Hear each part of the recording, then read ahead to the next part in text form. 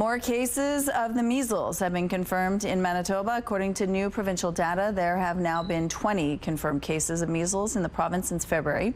Joining us now is Dr. Davinder Singh, the Medical Officer of Health for Southern Health-Santé Sud. Good morning, Doctor. Thank you for having me. Well, thank you so much for joining us. Now, let's talk about measles. It was eliminated, not eradicated, right? Right. Describe the difference. So the difference between eliminated and eradicated is measles was eliminated in North America. There wasn't ongoing local spread of measles for a number of years. For Canada, it was 1998 that we had elimination status.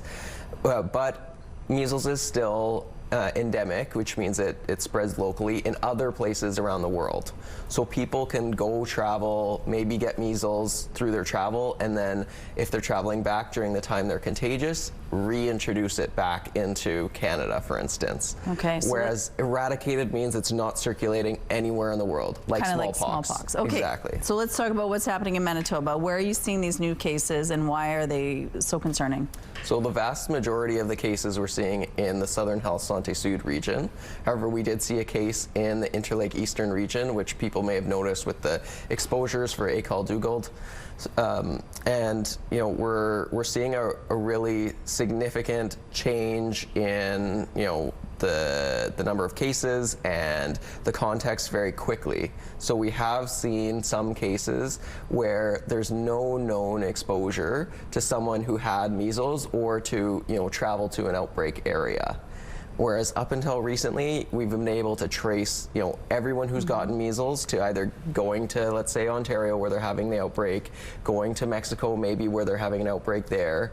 But there have been recent cases where we can't say that. So it does increase the level of risk because it means there's either people who have measles that we're not aware of, or there's exposure areas that we're not aware of. What are the dangers of measles? Why is it dangerous? First of all, it could be deadly. Right. Okay, so explain how it works. So measles can cause a number of complications. Fortunately, most people who get measles do recover.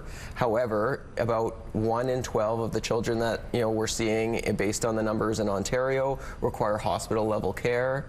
About 1 in 10 of those require ICU level care.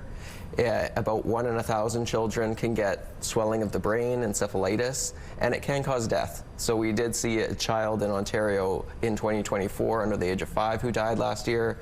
We've seen children in Texas, 2 children in Texas who have died so far in 2025. So, this isn't a benign thing.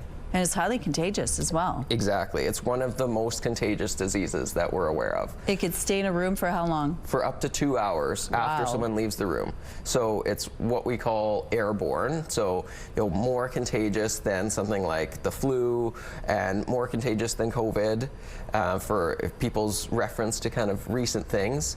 And one of the difficult things about measles is that people can be contagious for up to 4 days before they develop kind of like the characteristic rash.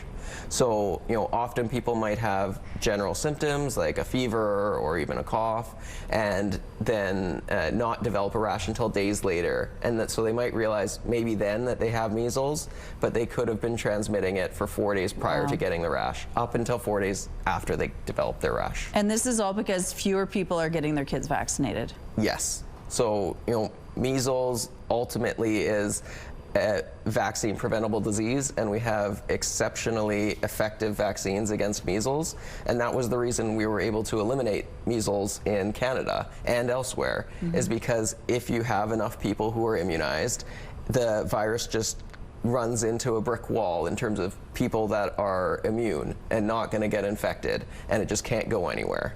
But if your immunization rates drop, like we have seen in parts of Manitoba, then someone travels to an area that has measles, introduces it here, unknowingly, and it's got lots of people to spread to.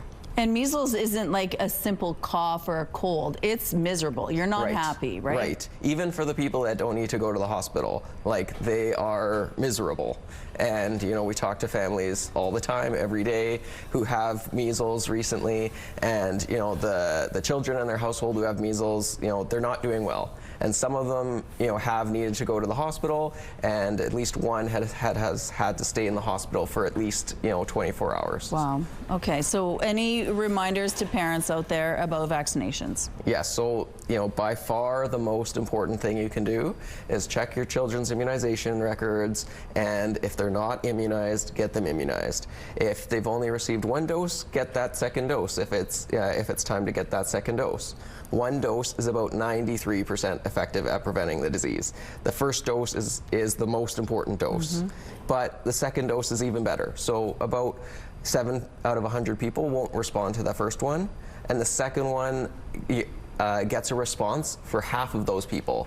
So it gets it up to 97 out of 100 people that are protected against measles. And if you got your vaccine before a certain time, you only got the one, but you're okay with the one anyway. So for those who were born between 1970 and 1984, just because of the programs that we had at that time, those people are eligible for a single dose. And so if they're unimmunized now, they should get immunized. Okay. If they're uncertain, they should talk to their healthcare provider. Doctor, thank you.